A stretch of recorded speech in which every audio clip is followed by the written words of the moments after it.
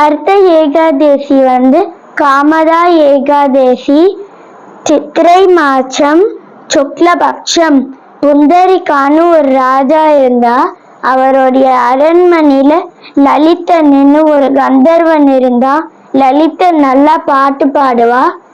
அப்போ ஒரு நாள் அவருடைய வைஃப் லலிதாவை நினைச்சுன்னு பாடும்போது தப்பா பாடிட்டா.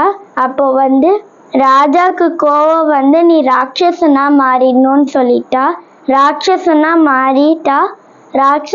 மாறிட்டு அப்போ அவளுடைய மனைவி அதுக்கப்புறம் லலிதன் 2 பேரும் சேர்ந்து காட்டுல ஒன்னா போகும்போது ஸ்ருங்கின்னு ஒரு முனிவரை பார்த்தா.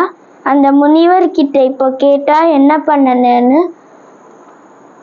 லலிதா இந்த ஏகாதேசி விரதம் இருந்துட்டு அதோடைய பலனை லலிதனுக்கு கொடுத்தா.